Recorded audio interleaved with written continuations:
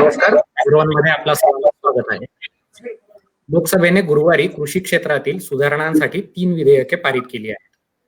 यातल्या एका विधेयकानुसार बाजार समित्यांच्या आवाराबाहेर शेतमालाचे व्यवहार करण्याची परवानगी शेतकऱ्यांना मिळाली आहे, तर शेतमालाच्या उत्पादनापूर्वी किंवा उत्पादनाच्या नंतरही शेतकरी आता खरेदीदारांशी करार करू शकणार आहेत. तर तिसऱ्या विधेयकानुसार फक्त अपवादात्मक परिस्थितीत जसे की युद्ध, दुष्काळ इत्यादी शेतमालाच्या व्यापारावर सरकारला बंदी घालता येणार आहे. ही विधेयकं नेमकी काय आहेत, त्यांचा उद्देश काय आहे आणि त्यांचा शेतकऱ्यांवर काय परिणाम होईल हे जाणून घेण्यासाठी आपल्या बरोबर आहेत रयत क्रांती संघटनेचे अध्यक्ष सदाभाऊ खोत. नमस्कार सर, स्वागत आहे. नमस्कार सर. या कोरोनाच्या संकट काळात विधेयकं आणण्याची एवढी घाई केंद्र सरकारने का केली असा माझा प्रश्न होता. कारण की याचा संबंध बिहार विधानसभेच्या निवडणुकीशी का जोडला जाऊ नये असंही मला विचारायचं होतं. मी पहिल्यांदा आपल्याला धन्यवाद देतो अग्रवन न्यूजला. आपण नेहमी सातत्यानं शेतकऱ्यांच्या प्रश्नावरती चर्चा करत राहत असता आणि राहत आलेलो आहोत. हे जी विधेयक आहे त्या पहिलं विधेयक आहे ते कृषी उत्पादन व्यापार आणि वाणिज्य म्हणजे प्रोत्साहन आणि सुविधा विधेयक त्याचं नाव आहे. दुसरं विधेयक आहे सक्षमीकरण आणि संरक्षण म्हणजे शेतकरी किंमत हमी आणि कृषी सेवा करतात. आणि तिसरं विधेयक आहे ते अत्यावश्यक वस्तू सुधारणा. आता ही तीन विधेयक जी आलेली आहेत ही खरं जर बघितलं तर ही मागणी गेल्या अनेक वर्षापासूनची राज्यातल्या देशातल्या शेतकऱ्यांची होती, शेतकरी संघटनेची होती.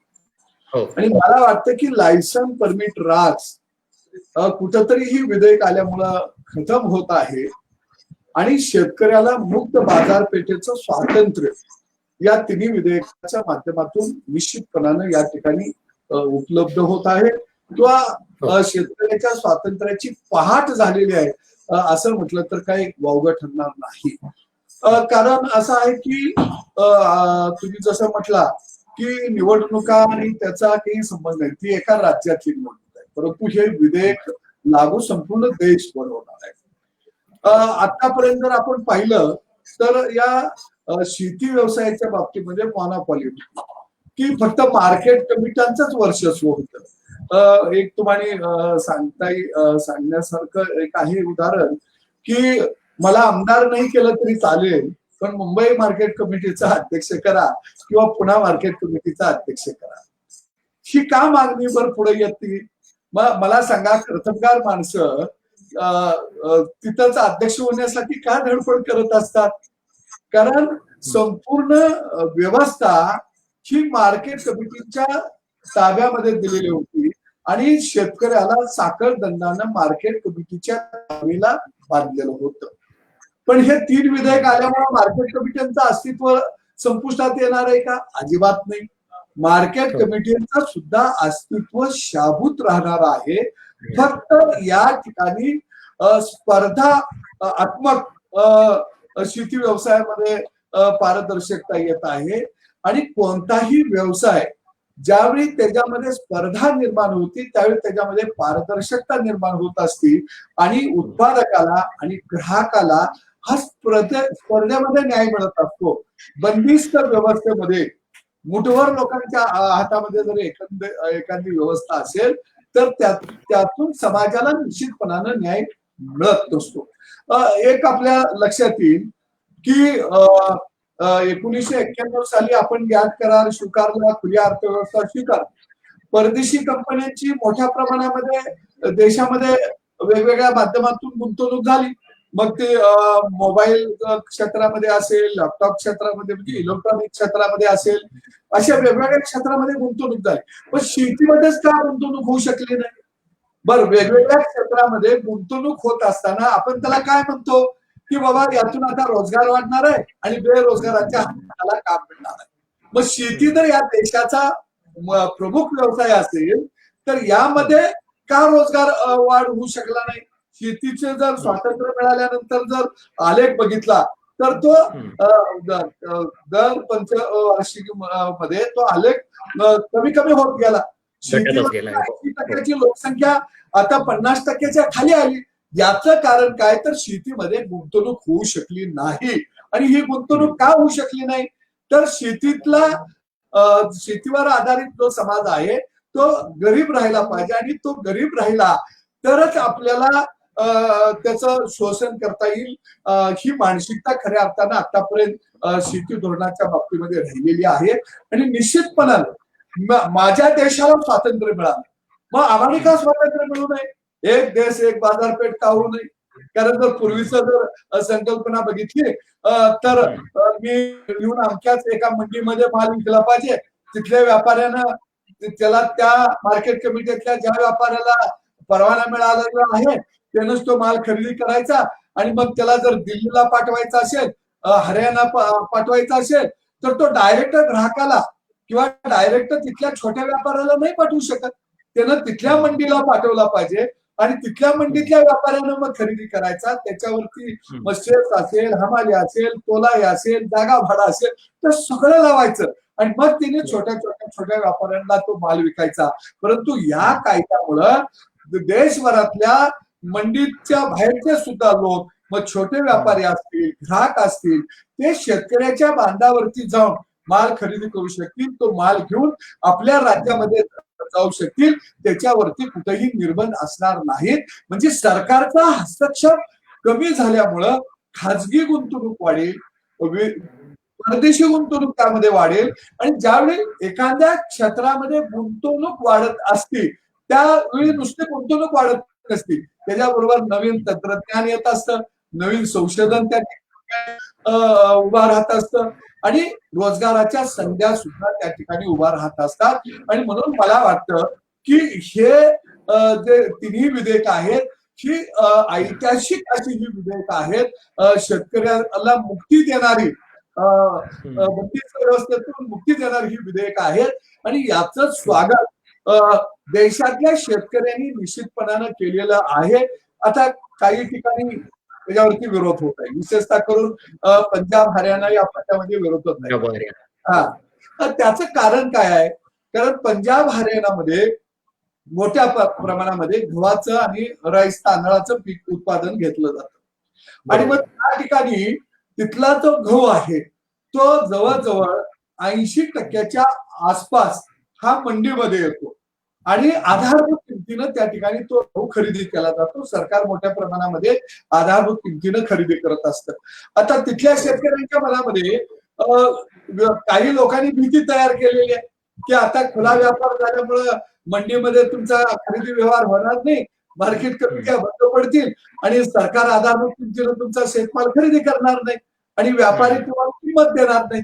तर आदरणीय नरेंद्र मोदीजींनी स्पष्ट केलेलं आहे पंतप्रधानांनी की आम्ही आधारभूत किमती या राज्याला कुठेही हात लावलेला नाही आणि आधारभूत किमतीपेक्षा जर शेतकऱ्यांच्या शेतमालाचा भाव कमी झाला भाव पडले तर सरकार निश्चितपणानं आधारभूत किमतीनं पूर्वी सरकार शेतकऱ्यांचा शेतमाल खरेदी करेल त्याच्यामध्ये कुठेही बाधा येणार नाही हे यामध्ये अगदी स्पष्ट केलेलं.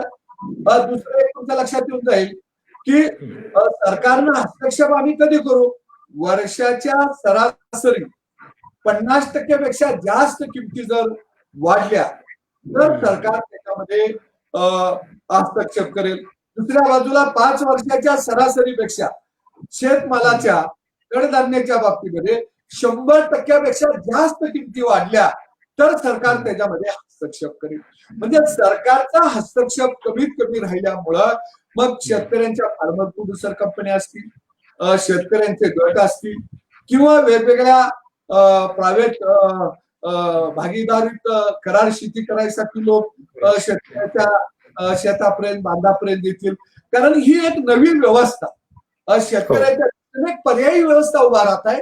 म्हणजे याचा अर्थ ही व्यवस्था आपण संपुष्टात आणली आहे का नाही आणलेली तीही राहणार आहे. आता 70 वर्ष आपण एकच व्यवस्था ठेवलेली होती. आता जर तिला पॅरलल व्यवस्था जर येत असेल तर आपण का स्वीकारायची नाही. म्हणजे आता काय झालं एक उदाहरण देता येईल की नदीवर जर पूल बांधायचा झाला आणि नदीवर जर पूल बांधला तर दोन्ही बाजूची गावं जोडली जातील, व्यापारामध्ये वृद्धी होईल, दळणवळण वाढलं जाईल, रोजगाराच्या संध्या वाढतील. पण नावाडे जर म्हणायला लागले की नदीवर जर पूल झाला तर आमचा व्यवसाय बुडेल, आता नदीवर पूल होता कामा नये, अशातला हा प्रकार आहे. तुमचा व्यवसाय बुडेल म्हणून नवी व्यवस्था येऊच द्यायची नाही आणि ती जी व्यवस्था आहे तीच राहिली पाहिजे, असं चालणार नाही. कारण आपल्याला जग बदलत आहे, आपल्यालाही बदलावं लागेल. इस्रायल पुढे जो गेला त्याचं कारण त्या ठिकाणी मोठ्या प्रमाणामध्ये शेतकरी आणि कंपन्या अशा करार शेतीचे प्रयोग त्या ठिकाणी उभा राहिले. फार्मर प्रोड्युसर कंपन्या त्या ठिकाणी मोठ्या प्रमाणामध्ये स्थापन झाल्या. लहान लहान शेतकरी एकत्रित आले. एकदा का लहान शेतकरी एकत्रित आले, फार्मर प्रोड्युसर कंपन्या स्थापन झाल्या आणि सरकारचा हस्तक्षेप नाही आहे, मुक्त व्यापार होणार आहे, याची जर हानी आणि शाश्वती आली तर त्याला बँका सुद्धा, फायनान्स कंपन्या सुद्धा कर्ज उपलब्ध करून देतील. आणि मग एकदा का भांडवल उभा राहिलं की शेतीमध्ये मोठ्या प्रमाणामध्ये भांडवल गुंतवणूक होईल. आता सरकारनं सांगितलं की साठ्यावरती बंदी असणार नाही, साठवणूक करायला सरकार हस्तक्षेप करणार नाही. आता यापूर्वी काय व्हायचं, एखादा व्यापारी बाजारामध्ये आला आणि त्याला वाटलं की जागतिक बाजारपेठेमध्ये या अमुक गव्हाला मागणी वाढणार आहे, द्राक्षाला मागणी वाढणार आहे, टमाट्याला मागणी वाढणार आहे आणि त्यानं जर गोडाऊन बांधला आणि साठवणूक केली तर सरकारला स्थानिक बाजारात जर भाव वाढले तर सरकार लगेच त्या गोडाऊनावरती छापेमारी करत होते आणि तो साठवणूक केलेला माल जप्त करत होते. त्यामुळे कोणताही व्यापारी, कोणताही उद्योजक गुंतवणूक करत नव्हता. त्याच्या मनामध्ये भीती राहायची, बाबा आपण लाखो रुपये गुंतवा आणि सरकार अचानक येणार, छापा मारणार, माल जप्त करून घेणार, मग कर्जबाजारी होतो, त्यासाठी आपण गुंतवणूक का करा.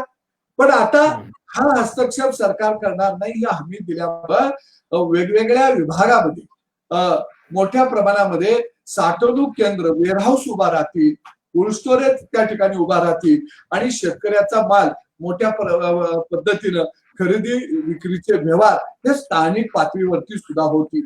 फार्मर प्रोड्युसर कंपन्या, शेतकऱ्यांच्या कंपन्या, त्यांना मोठ्या प्रमाणामध्ये भांडवल उभा होईल.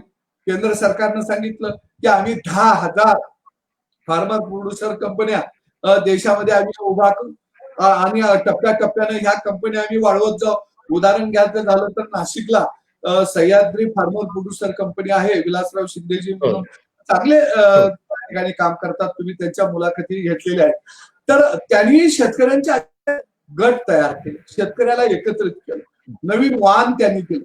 ज्या जागतिक जगाच्या बाजारपेठेमध्ये ज्या क्वालिटीचा माल लागतो त्या क्वालिटीचा माल शेतकऱ्यांना प्रशिक्षण देऊन तिने तो तयार करून घेतला आणि मोठ्या प्रमाणामध्ये द्राक्ष असेल, भाजीपाला असेल, तिने परदेशामध्ये निर्यात केला आणि स्थानिक लोकांना त्या ठिकाणी त्यांनी रोजगार सुद्धा उपलब्ध करून दिला. मग आपण हे नाही का करायचं का, रोजगाराच्या संध्या उपलब्ध नाही का करून देणार मग आपण पारंपरिक पद्धतीनंच शेतातनं माल काढा, मार्केटमध्ये घेऊन जावा आणि मार्केटमध्ये जो भाव येईल त्या भावाला विका आणि जे पैसे मिळतील ते घेऊन या, हे किती काळ आपण चालू ठेवणार. आपल्याला कुठेतरी ह्याच्यामध्ये निश्चितपणानं बदल करावा लागेल. एक सरकारनं चांगली किसान रेलची योजना याच निर्णयाच्या अंतर्गत आणली. जर बाजारपेठेची सोय उपलब्ध झाली आणि जगाच्या कानाकोपऱ्यामध्ये, देशाच्या कानाकोपऱ्यामध्ये जर शेतकऱ्याचा माल पोचायला लागला, दळणवळणाची व्यवस्था जर सरकारनं उभा केली तर निश्चितपणानं अडथळा जर शेतकऱ्याचा माल वेगवेगळ्या राज्यामध्ये जर जायला लागला तर 2 पैसे अधिक निश्चितपणाने यामध्ये शेतकऱ्यांना मिळतील. आणि म्हणून मला वाटतं की शेतकऱ्याला मुक्ती मिळाली तर त्याचं वाईट का वाटावं, खरं बघितलं तर वाईट वाटायचं कारण नाही.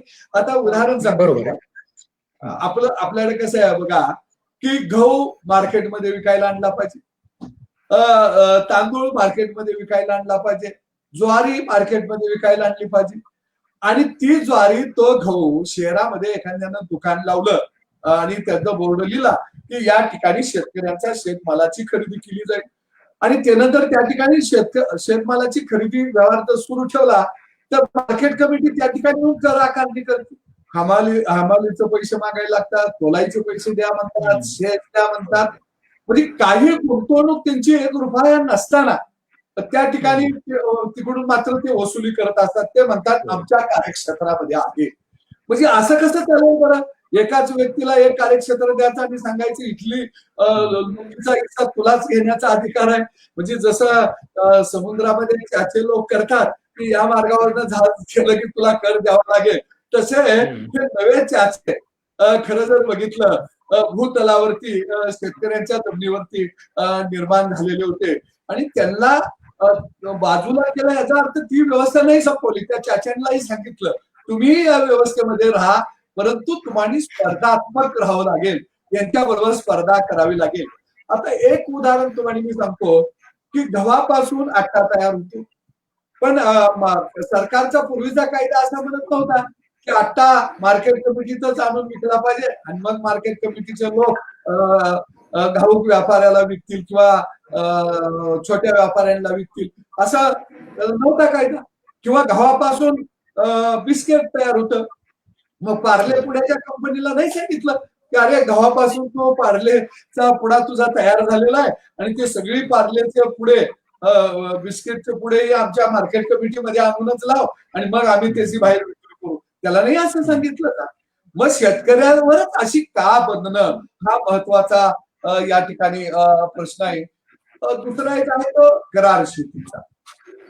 याच्यामध्ये बरचस करार शेतीमध्ये असं म्हटलं जातं की मोठ्या मोठ्या कंपन्या येतील आणि शेतकऱ्यांची शेतजमीन ताब्यात घेतील. तर यामध्ये या कायद्यामध्ये स्पष्ट केलेलं आहे की करार हा दोन्ही बाजूला दोघांच्या संमती असल्याशिवाय हा करार होणार नाही आणि करार एकदा केल्यानंतर तो करार पाळण्याची जबाबदारी दोन्ही बाजूवरती राहील.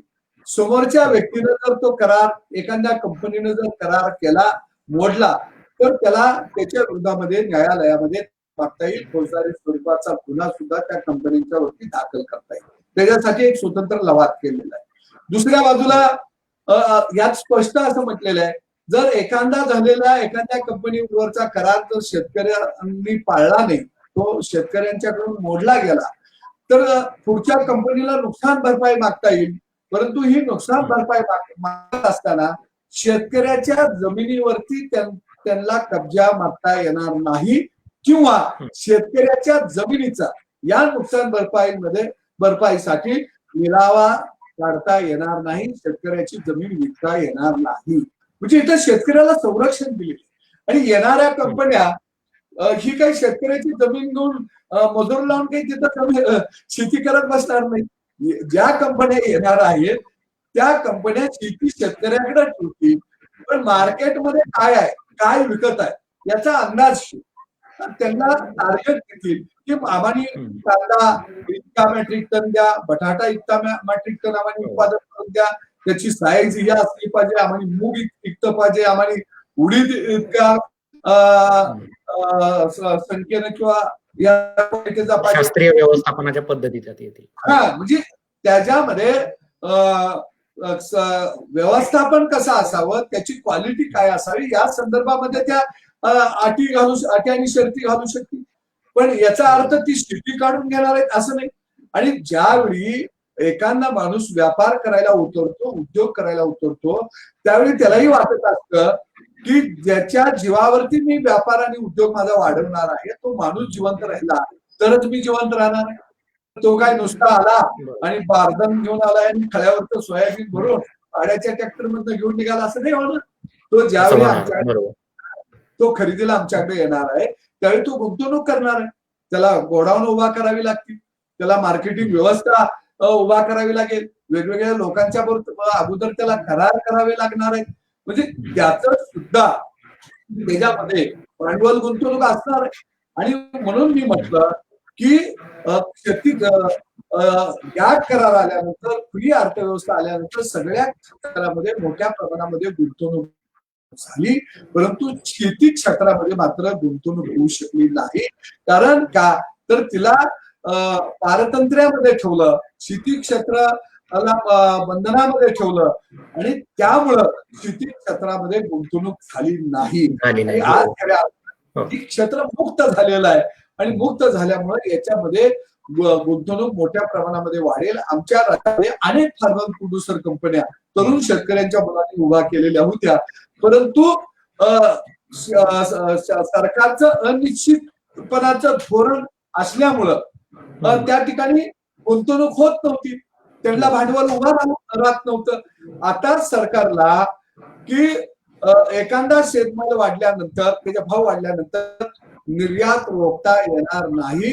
युद्धजन परिस्थिती आणि आपत्कालीन परिस्थितीमध्ये सरकार निर्यात रोखू शकेल, किंवा एखाद्या देशाबरोबर जर आमचा करार या सरकारनं निर्णय घेण्याच्या अगोदर जर झाला असेल तर सरकार त्या निर्णयाच्या आड येणार नाही. पूर्वीचे झालेले जे करार आहेत ते सरकारला बंधनकारक राहतील. यापूर्वी तसं नव्हतं, त्यामुळे जागतिक बाजारपेठेमधली आपली पत जात होती. आणि आता जगाच्या बाजारपेठेमध्ये सुद्धा आत्मविश्वास तयार राहील की भारताबरोबर जर आपण करार केला आणि जर सरकारनं हस्तक्षेप केला, निर्यात बंदी लावली, तर पूर्वीचे करार रद्द होणार नाहीत. त्या कराराप्रमाणे आपल्याला माल मिळेल याची एक गॅरंटी शाश्वती या 3 विधेयकाच्या माध्यमातून निश्चितपणानं या ठिकाणी मिळालेले आहे. मी आपल्या माध्यमातून शेतकऱ्यांना या ठिकाणी आव्हान करतो की घाबरून जायचं कारण नाही.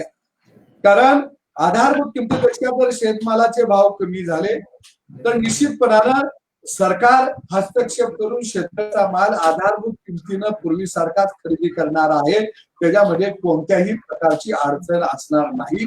परंतु पूर्वीच्या आणि आताच्या खरेदीमध्ये फरक इतकाच राहील की पूर्वी आधारभूत किमतीनं माल जर खरेदी झाला तर तो मार्केट खरेदी करायचा, त्यांच्या माध्यमातूनच खरेदी केंद्र उभा केली जायची. परंतु या पुढच्या काळामध्ये शेतकऱ्यांच्या फार्मर प्रोड्युसर कंपन्या मोठ्या संख्येनं स्थापन केल्या जातील. त्यांचं बळकटीकरण केलं जाईल, त्यांना अर्थपुरवठा केला जाईल आणि अशा फार्मर प्रोड्युसर कंपन्या सुद्धा शेतकऱ्यांचा माल खरेदी करू शकतील.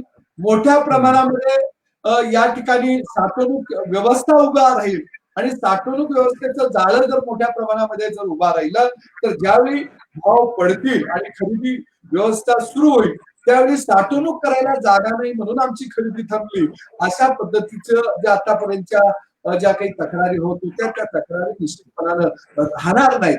आणि म्हणून मला वाटतं की आता बदल संपूर्ण जगभर जर होत असेल, जग जर बदल स्वीकारत असेल, जगाची दारं वेगवेगळ्या उद्योगासाठी जर खुली आणि मोकळी होत असतील तर शेती व्यवसाय सुद्धा हा खुला झाला पाहिजे, मोकळा झाला पाहिजे. बरोबर.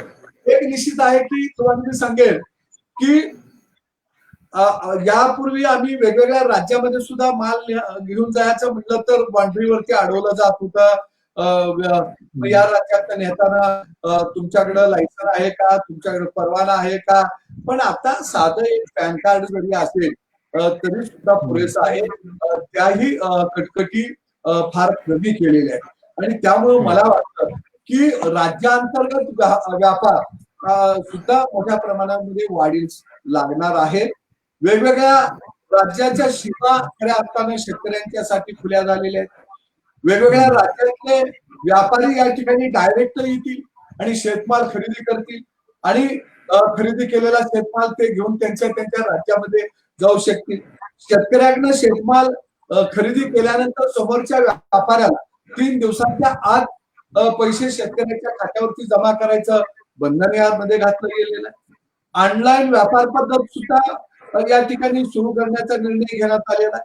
आणि म्हणून मला वाटतं की दळणवळण आणि देवाणघेवाण जर पद्धतीनं जर वाढणार असेल तर यामधून कोणताही उद्योग असेल, शेती हा सुद्धा एक उद्योग आहे, तर ऊर्जा अवस्थेमध्ये या त्याच्यामुळं निश्चितपणानं त्याच्यात एक मोठी संधी आहे असं म्हटलं तर काही वावगं ठरणार नाही. यापूर्वीच्या सगळ्या व्यवस्था आम्ही बघितलेल्या आहे. आता त्याला पॅरलल व्यवस्था जर येत असेल तर आम्ही कशासाठी दुःख व्यक्त करायचं. एक उदाहरण मी तुम्हाला देईन. जसं खटक्याच्या जवळ शिडी असते आणि ती शिडी जर सुटून गेली तर ते सुटून गेलेल्या शिडीला आनंद वाटत असतो की मी खटक्याच्या तावडीतून सुटलो, पण खटक्याला त्याचा आनंद वाटतो.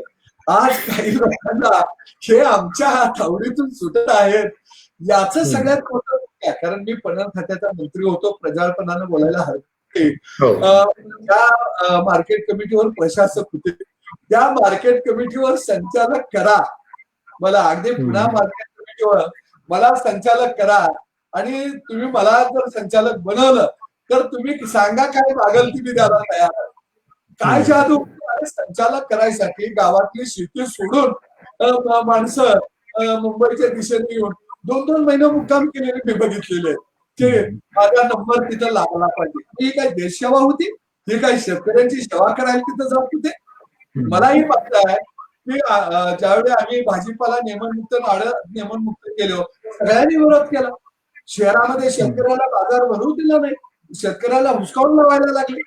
पण आज किमान ही व्यवस्था मोडीत केल्यामुळे शहरात जे सुशिक्षित बेकार जी तरुण मुलं आहेत त्यांच्याकडे जागा आहे, तो स्वतःची विक्री व्यवस्था उभा करू शकेल, शेतकरी जाऊन त्याला डायरेक्ट माल देऊ शकेल. तर आता असं काय राहिलं नाही की मग शेतकरी माल कसा विकणार, मग त्याला कसं समजणार, कुठे विकायचं, काही नाही. आता सगळं ऑनलाईन सिस्टीम सुरू झालेलं आहे. मलाच आज सकाळी 2-3 मुलांचा फोन आला, औरंगाबादची मुलं होते, की आम्ही एक कंपनी शेतकऱ्यांची स्थापन केलेली आहे आणि त्याचा ऍप मला म्हणले तो तिथं लिंक आम्ही तुम्हाला भाऊ ते पाठवतो आणि त्याच्यावर सगळ्या शेतकऱ्यांना जोडून द्या. का तर त्या वेगवेगळ्या कंपन्यांना तो माल लागतो, तो आमच्या ऍपवरती करत आहे की आम्हाला तूर डाळ एवढी पाहिजे, आम्हाला हरभरा इतका पाहिजे, आम्हाला भाजीपाला इतका पाहिजे.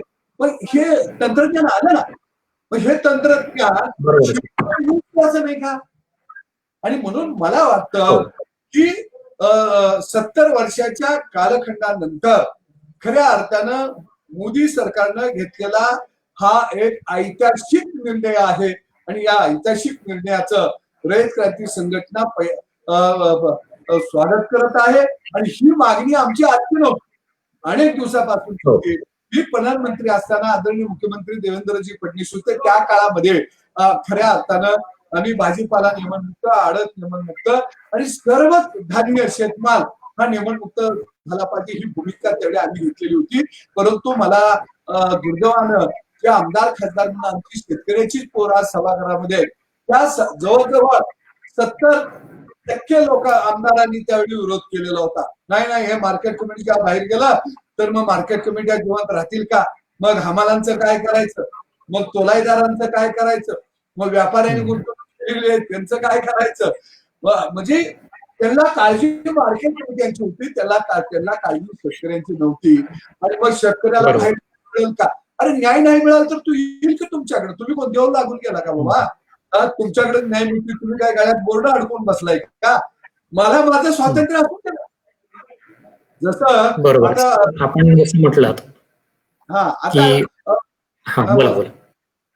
नाही, आता कसं आहे की एखादा बाजारपेठेमध्ये कापडाची लाईन असेल तर त्या बाजारपेठेतल्या कापड दुकानदारांनी कशासाठी म्हणावं की गावात कापड दुकानदार नको कुणी काढायला, तिथं महाग दरानं लोकांची लूट होईल, इकडे आले तर त्याला चॉईस आहेत, आमची 50 दुकान आहेत, असं म्हटलं तर त्याला व्यापार म्हणतात का?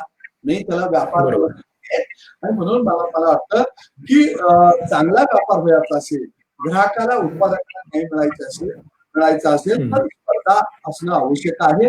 परंतु शेती व्यवसायामध्ये आजपर्यंत हे अर्थानं स्पर्धा येऊ दिली नाही, कारण प्रत्येकाला शेतकऱ्याचा फेकपाल म्हणजे आमच्या गावाकडे एक म्हण आहे, खोबरं हातात घ्यायचं, देवाच्या पालखीवर उधळायचं, चांग भलं म्हणायचं देवाच्या नावात.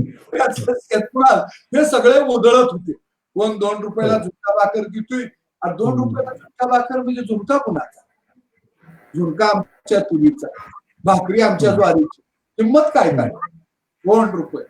मग 2 रुपयाला वह्या दिना घालायचा, 2 रुपयाला पेन लागतोय दिना घालायचा, 2 रुपयाला शाळेत जायला लेकरांना पायात बूट लागतोय, ते बूट 2 रुपयाला दिना घालायचा, शाळेचा ड्रेस 2 रुपयाला दिना घालायचा.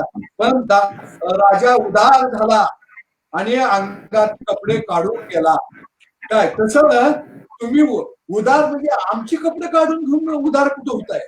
आता मी माझा असं ना, आता 5 रुपयाला शिवभोजन, 5 रुपयाला शिवभोजन म्हणजे 5 रुपये म्हणजे आमच्याच धान्याची माती करता का? म्हणजे 5 रुपयाला औषध गोळ्या द्या ना. आता कोरोनाचा एवढा मोठा कर माजलाय, रेमिजेन्स का काय ते इंजेक्शन लागते, 5,000 रुपयाला मिळते, ती द्या की. 5 रुपयाला इंजेक्शन, 5 रुपयाला कोरोनावरच्या गोळ्या, काय नाही. त्यानं कोण तांदूळ फुकट वाटतोय, कोण गहू फुकट वाटतोय. म्हणजे शेतकऱ्याच्या खळं लुटायचं आणि त्याला वाटेल त्यानं फुकट वाटायचं आणि वर बोर्ड गरिबांचं सरकार, म्हणजे गरिबांचं सरकार आणि शेतकऱ्यांनी आत्महत्या करायच्या का? म्हणजे हे या ठिकाणी मला एक दुसरा प्रश्न विचारायचा आहे. त्यापूर्वी मला आपल्या दर्शकांना हे सांगायचंय की रयत क्रांती संघटनेने आत्ताच्या ज्या कृषी सुधारणा झाल्या, जे दर्शक आपल्याला लेट जॉईन झाले त्यांच्यासाठी मी सांगतोय की रयत क्रांती संघटनेचे आपले जे नेते आहेत सदाभाऊ खोत, त्यांनी याचं स्वागत केलंय. आणि आपण आता दुसऱ्या प्रश्नाकडे जाऊयात. सर, मला असं विचारायचं होतं की या विधेयकातलं जे एक विधेयक आहे की कृषी उत्पादने, व्यापार आणि वाणिज्य संवर्धन सुलभीकरण विधेयक, हे जे विधेयक आहे त्यानुसार शेतकऱ्यांना कोणत्याही परवान्याशिवाय आपला शेतमाल बाजार समित्यांच्या बाहेर विकता येणार आहे, म्हणजे आवाराच्या बाहेर विकता येणार आहे. यातून शेतकऱ्यांना चांगला भाव मिळू शकतो असे सांगितले जाते आहे. पण फक्त विनियमन केल्याने खरेदीदार मिळतातच असे नाही, म्हणजे त्यासाठी अजूनही गोष्टी कराव्या लागतात. तर यावर केंद्राची काही तयारी आहे का? जसे आपण बोललात की फार्मर प्रोड्युसर कंपनीज तयार व्हायला लागतात, मार्केटिंगची वेगळी व्यवस्था तयार व्हावी लागते आणि शेतकऱ्यांच्या बांधावर प्रायव्हेट कंपन्यांनी जाऊन गुंतवणूक करावी लागते. तर याच्यासाठी जसं आपण उदाहरण दिलं की 91 मध्ये जसं आपण खाऊजाचं धोरण आणलं, त्यामध्ये इतर क्षेत्र जेव्हा नियमन मुक्त करण्यात आली तेव्हा त्या क्षेत्रात गुंतवणूक यावी यासाठी काही ऍक्टिव्ह प्रयत्नही केले गेले होते. तर तसेच प्रयत्न शेतीसाठीही करणं गरजेचं आहे.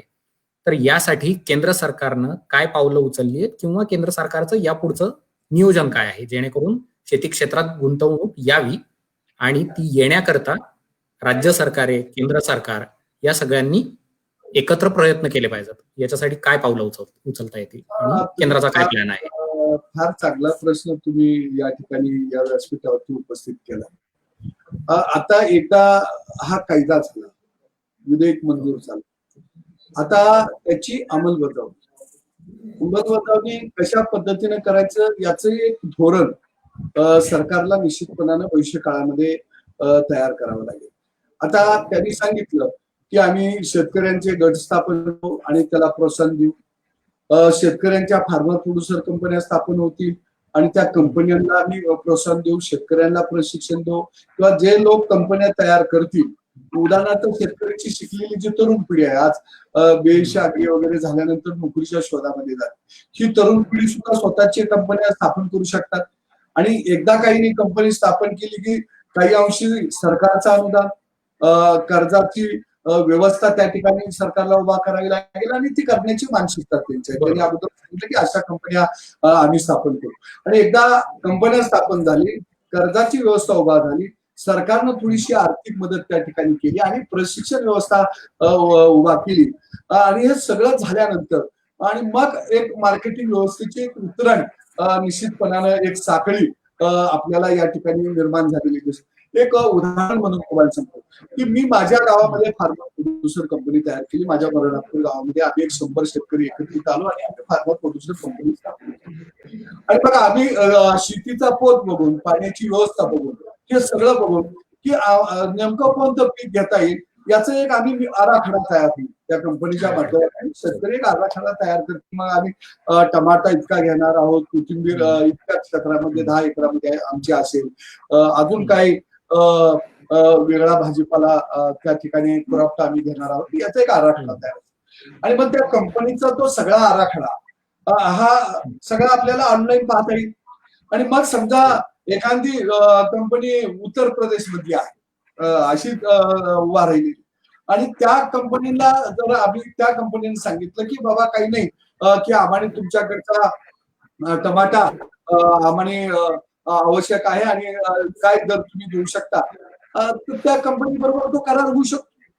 आणि मग ती कंपनी बरोबर जर करार झाला आणि दळणवळणाची व्यवस्था आपल्याला उभा करावी लागेल, ती सरकारनंच करावी लागेल. जशी आता किसान रेलची व्यवस्था उभा केली आहे आणि ती एक व्यवस्था जर आपण उभा केली, तिला थोडी आर्थिक जर मदत केली तर डायरेक्ट ही कंपनी त्या कंपनीकडे माल देईल आणि ती कंपनी समोरचे जे ग्राहक आहेत स्वतःच रिटेल विक्री व्यवस्था ती उभा करू शकेल किंवा छोट्या छोट्या व्यापाऱ्यांना तो माल त्या ठिकाणी सहजरित्या ती कंपनी देऊ शकेल. ही एक चांगली चेन, मार्केटिंग चेन उभा राहील. ती काही एका दिवसामध्ये उभा राहणार नाही. आता 70 वर्षाचा कालखंड झाला आमचा मार्केट कमिटीचा. 70 वर्षाच्या कालखंडामध्ये मार्केट कमिटीने ना वेअरहाऊस उभा केली, ना कोल्ड स्टोरेज उभा केली, ना निर्यात सुविधा केंद्र उभा केली, काहीच करू शकले नाही ते. त्यांनी फक्त एकच केलं की शेतकऱ्याचा माल आला की कुणी ज्यानं बोली लावल त्यानं बोली लावायची, ज्या किमतीला जाईल त्या किमतीला घालवायचा आणि जो रेट येईल तो शेतकऱ्याला देत राहायचं. याच्या पलीकडे मार्केट कमिटीच्या मध्ये काय फार मोठं झालंय अशातला भाग. पण जर झाला असेल तर त्यांनी घाबरायचं कारण नाही, कारण त्यांची व्यवस्था आपण या ठिकाणी अस्तित्वात राहणार आहे. तुमचा जो मूळ प्रश्न होता की या ठिकाणी मग परकीय गुंतवणूक जे करायला लोक येणार आहेत की ते लोक सुद्धा परकीय गुंतवणूक कधी करतील, त्यांना जर शाश्वतपणा जर आला, त्यांना जर विश्वास या ठिकाणी जर त्यांना पटला की बाबा इथं जर आपली गुंतवणूक केली तर बुडणार नाही, याला कुठेतरी कायद्याचा आधार आहे, त्यावेळेस ती परकीय गुंतवणूक मोठ्या प्रमाणामध्ये उभा राहील. आणि ही परकीय गुंतवणूक उभा राहत असताना वेगवेगळ्या क्षेत्रामध्ये खुलेकरण झाल्यानंतर परकीय गुंतवणूक आली, कारखानदारी उभा राहिली. अमुक ठिकाणी एक मोठा कारखाना निघतोय, तो समुद्राच्या काठावर निघतोय, कोकणात वगैरे विरोध करत होते. पण शेतीत असं का झालं नाही. पण आता हमी मिळाल्यामुळं, सरकार हस्तक्षेप करणार नाही याची हमी मिळाल्यामुळं परकीय गुंतवणूक मोठ्या प्रमाणामध्ये वाढेल आणि कोणी माणूस झाला तर त्याला खात्री मिळाल्यानंतर तो प्रोसेसिंग प्लांट या ठिकाणी टाकू शकतो. मग तो बरोबर, म्हणजे या भविष्यातल्या गोष्टी आहेत. हमी मिळाल्यावरती गुंतवणूक येऊ शकते, ही नक्कीच भविष्यवेधी गोष्ट आहे. त्याला ह्याला वेळ लागेल, परंतु ही दारं आपण बंद केलेली होती. ही दारं बंद केलेली होती. ही दारं उघडल्यानंतर निश्चितपणाने या गुंतवणुकीला चालना मिळेल आणि अनेक लोक या क्षेत्रामध्ये येतील आणि त्याच्यामुळं शेतकऱ्याला काय एकच जसं मार्केट कमिटी हे एकच हे होतं, माध्यम होतं, तसा शेतकऱ्याच्या समोर असणार. अनेक पर्याय त्या काळामध्ये शेतकऱ्यांच्या समोर उभा असणार आणि तो पर्याय निवडण्याचा अधिकार हा शेतकऱ्याला असणार. मग मला मार्केट कमिटीमध्ये जायचं का, व्यापाऱ्याला द्यायचं का, डायरेक्ट छोट्या छोट्या कंझ्युमर्सला जाऊन माल विकायचा का, डायरेक्ट हा तर एक पर्याय आहेत ना. पण आजच्या व्यवस्थेमध्ये आमच्या समोर पर्यायच नव्हते आणि आपण आता जे सांगताय आपल्या बोलण्यात 2-3दा उल्लेख आला की आता सध्या शेतकऱ्यांपुढे पर्यायच नव्हता आणि एपीएमसी ऍक्ट खाली ज्या राज्यांनी मंडळ्या स्थापन केल्या होत्या, बाजार समित्या स्थापन केल्या होत्या, मुळात बाकीची क्षेत्र जी आहेत त्यांचे नियमन इतके कमी झालेले असताना शेती क्षेत्रावरच हे बंधनं का लादण्यात आली होती आणि मुळात एपीएमसी कायदा आणण्यातच का आला होता, हे जरा आमच्या दर्शकांना सांगाल. खरंच सुरुवातीच्या काळामध्ये शेतीमध्ये पायाभूत सुविधा याची कमतरता होती आणि एक सुरुवातीच्या कालखंडामध्ये त्यावेळेच्या ज्या काही संकल्पना असतील त्या चांगल्या होत्या. मी त्या कल्पना चुकीच्या होत्या असं निश्चितपणानं म्हणणार नाही, परंतु ह्याच्यात जरा पाठीमागे जावं लागेल. 1945 साली दुसरं महायुद्ध संपलं आणि 46च्या सुरुवातीला इंग्रज जाता इंग्रज सरकारनं त्यावेळी अत्यावश्यक वस्तू कायदा आणि तो अध्यादेश होता. पुढे इंग्रज गेल्यानंतर 1947ला देशाला स्वातंत्र्य मिळालं. त्यावेळेचे अन्न पुरवठा मंत्री यांनी पंडित नेहरूजींच्या लक्षामध्ये ही गोष्ट आणून दिली की बाबा इंग्रजांनी केलेला हा अत्यावश्यक वस्तू कायदा आहे आणि याच्यामध्ये शेतकऱ्यांचा शेतमालाचाही समावेश केलेला आहे किंवा सरकारला जी जी गोष्ट वाटते अत्यावश्यक ती गोष्ट त्याच्यामध्ये समावेश करू शकते, समावेश केला होता. परंतु त्याचा अध्यादेशाचं रूपांतर त्यावेळी नेहरूजींनी कायद्यामध्ये केलं आणि त्यावेळीपासून शेतकऱ्यांचा माल हा अत्यावश्यक वस्तूच्या कायद्याअंतर्गत ग्राह्य धरला गेला. आणि मग सरकारला वाटलं आज खरेदी केलेला माल बाजारात भाव वाढतोय म्हणलं की सरकारजवळचा माल लगेच सरकार डंप करायचा आणि किमती पाडत होता. सरकारला वाटलं की भाव वाढायला लागलेले आहेत, लगेच परदेशातून माल आणायचा आणि बाजारपेठेमध्ये डंप करायचा, लगेच स्थानिक बाजारपेठेमध्ये भाव कोसळत होते, भाव कोसळायचे. आणि दुसऱ्या बाजूला त्या काळामध्ये एक अशी पर्याय व्यवस्था केली की शेतकऱ्याकडं तेवढी साधन सामुग्री नाही आहे, तो शेतात काम करणार, शेतात काम केल्यानंतर मग तो माल विकायला गावोगाव कसा फिरत राहणार, ग्राहकांच्या पर्यंत कसा जाणार, तर मग त्याच्याकडे आणि तेवढी सगळी यंत्रणा व्यवस्था नाही आहे शेतकऱ्याकडे. आणि म्हणून एक मंडी असावी की जेणेकरून त्यानं माल आणला की एका अमुक ठिकाणी तो तिथं विक्री करेल आणि त्या ठिकाणी मग जे काही खरेदीदार असतील, आडते व्यापारी येतील आणि तो त्याचा माल चांगल्या भावाने विकून देतील आणि त्याला एक हक्काची हक्काची बाजारपेठ त्याला त्या ठिकाणी उपलब्ध होईल, ही त्यामागची भूमिका होती त्या काळामध्ये. परंतु शेतीमध्ये हळूहळू बदल होत गेला, नवीन वाहन आले, उत्पादन वाढत गेलं, तंत्रज्ञान आलं आणि बाजारपेठाची कक्षा रुंदवत गेली. आणि जशी बाजारपेठेची कक्षा रुंदवत गेली, पूर्वी कसं व्हायचं की गावात यात्रा भरायच्या आणि यात्रेमध्ये लोक येऊन आपापल्या घरातलं जे धान्य बिन्य त्या यात्रेत जाऊन बसायचे आणि त्या मालाची देवाणघेवाण होईल. मला आठवतंय की आमच्या गावाकडे शेतामध्ये शाळू व्हायचा, आमच्या आत्या कोकणामध्ये होत्या. मग आम्ही काय करायचं, शाळवाची 2 पोती आत्यांना पाठवून द्यायचं आणि आत्या आम्हाला तिकडे भाताची 2 पोती द्यायच्या. म्हणजे अशी देवाणघेवाण त्या काळात. आता ती व्यवस्था जशी काळ बदलला तशा त्या व्यवस्था सुद्धा सगळ्या बदलत गेल्या. आणि मग आता जर सगळ्या व्यवस्था बदलल्या असतील, बाजारपेठा पूर्वी गावात चालायची, शेजारची गावं एकमेकाला कनेक्ट असायची देवाणघेवाण, आता ती मर्यादा कक्षा वाढल्या, गावात तालुक्यापर्यंत तिची कक्षा रुंदावली, जिल्हा झाला, राज्य झालं, आता राज्याच्या बाहेर व्यापार व्हायला लागला, आता देशाच्या बाहेर व्यापार व्हायला लागला, जग एकत्रित आलं. मग ह्या व्यवस्था आपण नाही का स्वीकारायच्या? पण ह्या जर व्यवस्था आपण नाही स्वीकारल्या तर आहे त्याच व्यवस्थेमध्ये जर आपण राहिलो तर आपण आहे तिथं. जग मात्र पुढे निघालं. लहान लहान देश सुद्धा आज त्यांचा व्यापार स्थितीतला आपल्यापेक्षा 10 पट वाढलेला आहे आणि आम्ही मात्र त्या व्यापार क्षेत्रामध्ये पिछाडी पडत आहोत. याचं कारण याच्यामध्ये गुंतवणूक झाली नाही, सुविधा निर्माण झाल्या नाहीत, तंत्रज्ञान आलं नाही, नवीन वाहनाचं संशोधन झालं नाही. समजा आता परदेशातला व्यापारी किंवा देशातला व्यापारी किंवा एखादी मोठी वेगवेगळ्या कंपन्या उतरल्या तर ते काय करतील, त्यांना समजा मोसंबी संत्रा लागायचा आणि संत्र्याची चव जर थोडीशी आंबट असेल, जरा चव अजून त्याच्यामध्ये गोडवा पाहिजे असं त्यांना वाटलं, त्याच्या कलर मध्ये थोडं चेंजेस पाहिजे असं जर त्यांना वाटलं आणि ते वाहन जर इतर ठिकाणी असेल तर ते वाहन ते इथं ते संशोधन करतील आणि इथं त्या शेतकऱ्याला उपलब्ध करतील की अमुक देशाच्या बाजारपेठेमध्ये ह्या वाहनाला चांगला भाव आहे, हे बियाणं तुम्हाला आम्ही देतो आणि तो माल मात्र तुम्ही आम्हाला द्यायचा. अशीच आता तंत्रज्ञान येण्यासाठी ही व्यवस्था बदलली पाहिजे, हे पण एक महत्वाचं मत मांडतात. अजून एक तुम्हाला असं विचारायचं होतं,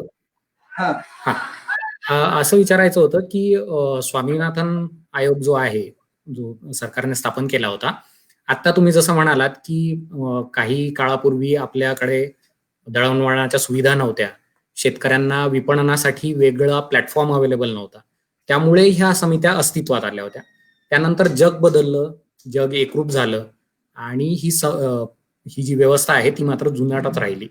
तर यावर स्वामीनाथन आयोगाने अशी शिफारस केली होती की या ज्या बाजार समित्या आहेत यांचा आवाका जो आहे, जो आता सध्या खूप प्रचंड मोठा आहे, म्हणजे बऱ्याचशा शेतकऱ्यांना तर जवळपास बाजार समिती उपलब्धच नसते, फार त्यांना दूर जावं लागतं माल घेऊन, की ज्याच्यामध्ये दळणवळणाची मग हे वाढते, किंमत वाढते, त्यानं नफा घटतो.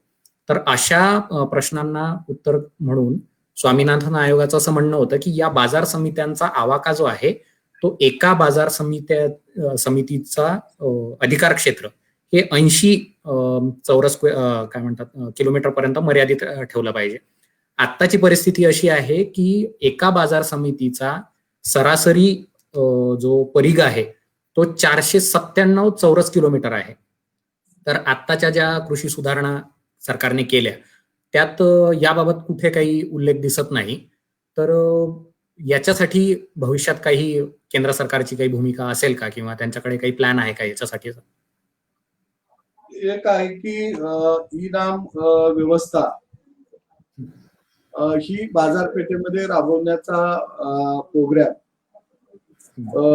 देशभरातल्या बाजारपेठा एकमेका मंडीशी जोडण्याचा कार्यक्रम हा केंद्राने यापूर्वीच मोठ्या प्रमाणामध्ये हातामध्ये घेतलेला आहे. तो प्लॅटफॉर्म या ठिकाणी उपलब्ध करून दिलेला. एक गोष्ट मी तुमच्या लक्षामध्ये आणून देईन की मार्केट कमिट्यांना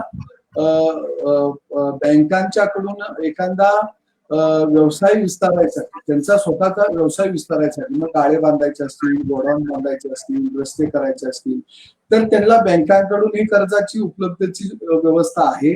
आणि त्याच्याबरोबर त्यांना कमी व्याज दरामध्ये मार्केटिंग बोर्ड करून सुद्धा त्यांना पैशाची उपलब्धता होत असते. एक तुम्हाला मी सांगेन की सोयाबीन खरेदी करायचा होता किंवा कडधान्य खरेदी करायच्या कालखंडामध्ये मार्केट कमिटीला भांडवल उपलब्ध होत. म्हणजे मार्केट कमिटीला भांडवलच उपलब्ध होत नव्हतं ह्या म्हणण्याला काही अर्थ नाही. त्यांना भांडवल त्या ठिकाणी उपलब्ध होत होतं.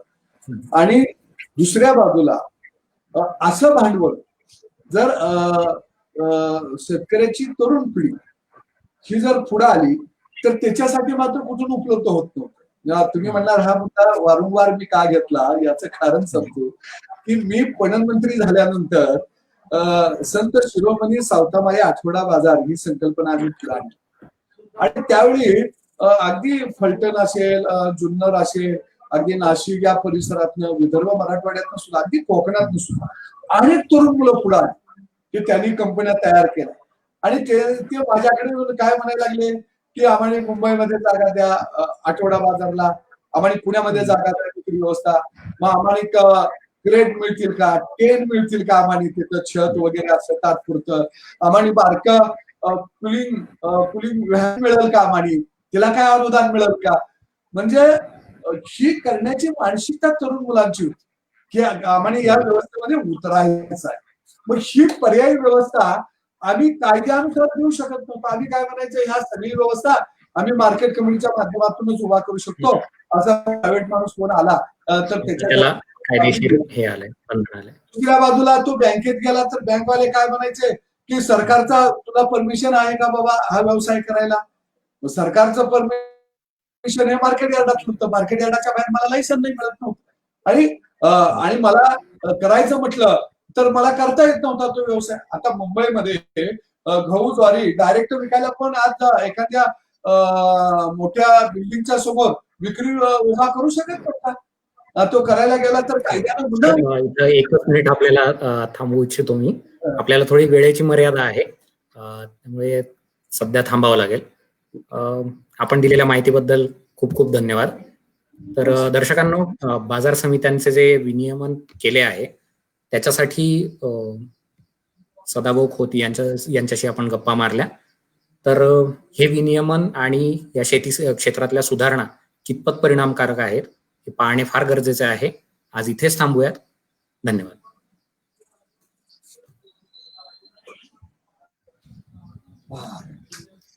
मस्त. बाकी काय म्हणतो? बरं झालं एकदम. बाकी काय नाही सर. चांगलं आहे. जो आपण वेगवेगळ्या लोकांना घेऊन तुम्ही थोड्या घडवून आणा अजून वेगवेगळ्या क्षेत्रातल्या. हो, चालू आहे सर. आमचं काम चालू आहे अजून पण. चांगलं, म्हणजे ह्याच्यावर विचार मंथन होणं गरजेचं आहे. हो, बरोबर. चालेल सर, थांबूया. थँक्यू.